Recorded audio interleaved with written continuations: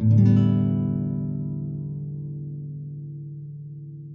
lovers, welcome back to yet another episode of the Pretty Brainy Wife Show. My name is Joy Kizio aka the Pretty Brainy Wife, and if this is your first time here, you're welcome. Click the subscribe button and the notification bell so you don't miss a single video when it drops. And if you're a regular, you've always been here from the beginning, I love you. Thank you so much for always coming back. So today's episode is dubbed How to Remain Attractive as a Wife. Haha. I know that a lot of us get into situations where we're like, oh my god, when we just gotten married, my husband was head over heels in love with me. He was excited to see me. He was always like, oh baby, you look amazing every time I change my hair and everything else. And now you're in a situation where you're like, oh my god, he doesn't even seem to notice me. And I know it's crazy because you're like, okay, we thought that love becomes sweeter as it grows older, like fine wine, and sometimes that's not really the case. So I am here to teach you a few tips and tricks of how to remain attractive in the eyes of your husband. Number one, give that guy some breathing space. There is just a way that wives sort of just become too attached to their husbands when they get married. When you were single, you had your own life, you had your girlfriends, you were going on dates with your friends, you were going to go traces, you were having lunch and brunch and everything. And then all of a sudden when you get married, your husband is like your bad day, your tight hoe, your everything. So you're literally following him everywhere, to the boys' trips, to the boys' outings. First of all, guys, why are you people following your husbands to their boy outings? Why are we seeing boy outings and there's some random chick who has a frown on her face, who has followed her man there? Do you not have your own friends? And the worst thing is that you don't even dress the part. Anyway, that's a story for another day. But honestly, the more that you get away from him, the more he craves your attention. There's a certain part in his life that is for you, and you need to fulfill that need. You can't be around him all of the time. So what do? You get your own life.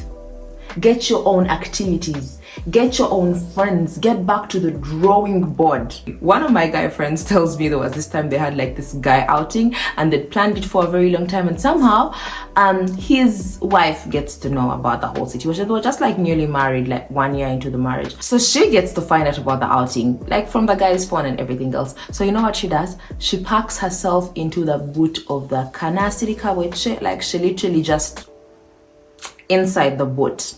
So it's one of these cars where like the boot opens like a door. So she hides in there, and these guys move, and they get to a point where they had to pick up some friends of theirs, and it was quite far from home. And they opened the boot to be able to put in the rest of the luggage and everything, and Sis is seated in there quiet. And they couldn't take her back home. I think the entire time she was seated there, she was waiting. Oh my god, they're going to pick up some girls, so I'm going to sit here and wait. And nothing like that was happening. So they went on to the trip, and she was the only babe there, and the guy was very unhappy. Yeah, but don't be that chick. Don't be sitting in a car trunk because you really want to tie on your spouse. They have a life, and so should you. Personally, I'll give you an experience. When we just gotten married, of course my husband was everything. Some of these things I tell you out of experience because I have seen it. And we got to a point where we literally almost had no conversations. We had nothing, going on exciting for any of us. I was a stay-at-home mom, so definitely there is nothing going on with me. And then all of a sudden, when life twitched a bit and we ended up in different locations and we ended up doing individual stuff with ourselves, we can't seem to get enough of each other because we're always talking about everything and anything. And so because you can't get into a long distance marriage or relationship just to achieve that, I suggest you get your own life. Take a bit of a break from him and live your own independent life. Secondly, constantly elevate yourself, baby girl. Intelligence is attractive. Happiness is contagious. There is just something about a person who's always keeping you on your toes. Your hair is always done, your makeup is always on point, you're always smelling good, you have new lingerie, here and there. You're surprising him with new outfits. If you find out that something is his favorite color, you're wearing that a little more often. You're putting up quite the show. he will keep absolutely interested in you. Find his interests. What is he into? Is he the type of guy that likes soccer? I recommend you buy that super big sized jersey, like the oversized. Wear it at home, just laze around. Look like you're interested in these things. Look like you're interested in when Rashford was bought and where he was bought to, and just live life. Know a lot of things. Know about politics, know about wrestling, know about entertainment, know the current affairs, know each and everything, a little bit just of each and everything. And trust me, he's gonna be glued, because intelligence, I told you, is very, very, very attractive. Be happy. Be a happy person. Most of the time we're always grumpy. As wives, we're nagging, we're grumpy, we're stressed. Like, we always find a reason to always have life be so serious. We'll be annoyed that the bed wasn't laid right. We'll be pissed that clothes weren't put in the laundry basket. We'll be stressed that kids' homework isn't done. But how about you just for a minute breathe and live your life?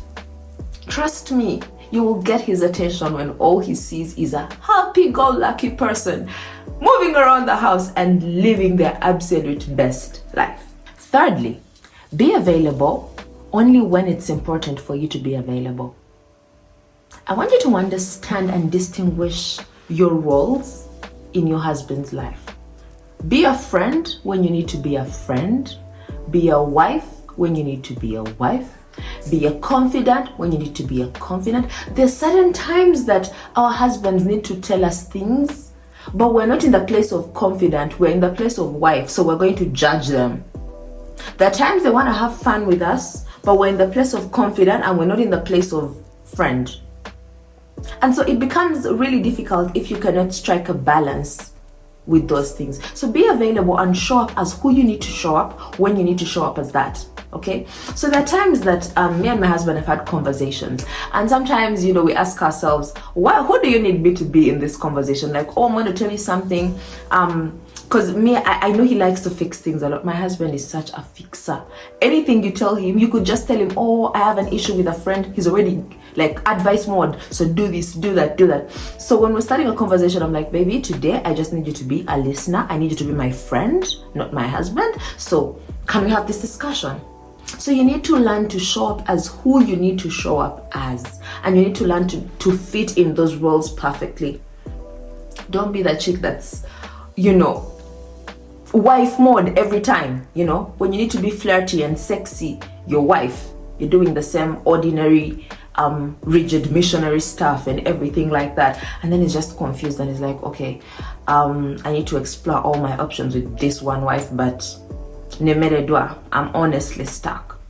Fourthly, be fun to be around. Of course, that sort of like intertwines with point number 3 and point number 2, but just be fun to be around. Be the person that's always trying to crack up your husbands. Men are interesting, and I love that God created them that way. The Bible tells the older wives to teach the younger wives how to love their husbands, and the love that is explained in that particular scripture in Titus, it's going to be running down on your screen, is filial love, to be friends with your husbands. Our husbands value our friendship more than our lovey-dovey. They only understand the lovey-dovey when we're in bed.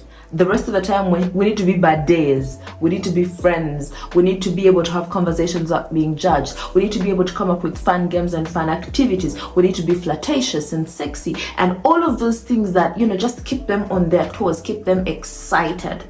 And so it's very important for you to learn to be fun. Sister Carol, drop Bible, be fun. I don't understand what this rigidity about people saying, as a wife, I should carry myself in a certain way. As a wife, I beg, rest now. Yes, you're Mrs. to the public. In your bedroom, at your home, you're his friend. Be as interesting as you can be. Be as free as you can be. If there's anything that, is destabilizing your peace, say it immediately and let it go. In the cutest way ever. Babe, I'm not happy about you coming home late. I don't appreciate it, and I'd be happier if you came back on time. Let it go. But we're always keeping grudges, we're always keeping offense, we're always angry and nagging and stressful. sis, doesn't look attractive on you. And lastly, always look good. I cannot overemphasize that because I think I emphasized that in point 2 already. Look good. Find every single way to embrace your feminine, sexy energy. Wear clothes that fit. You're an apple shape. Why are you wearing clothes for inverted triangle? You're an inverted triangle. Why are you wearing skinny jeans? Like, honestly, help us understand you. Find your size, find your body shape, dress like that. Know what looks good on you. Some people don't look good with nude makeup or nude lips. Find your bold, appreciate it and stick with it. Find your sense of style, find your colors. Define who you are. Define your own, personal taste and stick to it. And be as feminine as you can in all of these things. Because feminine energy attracts masculine energy in the most beautiful way. And then, of course, lastly but not least, pray for your husband's heart. Guys, we cannot underestimate the power of God in changing a man. Because you can do all of these things. You could do Marky style in bed and cook chicken in diamond sauce. But if his heart is not there, it's not there. So you need to pray for his heart, that God is constantly restoring his heart, is constantly restoring his sight, constantly restoring his vision, in understanding that the person that he decided to build life with is still as attractive, is still as amazing, and is the person he's going to move forward in life with.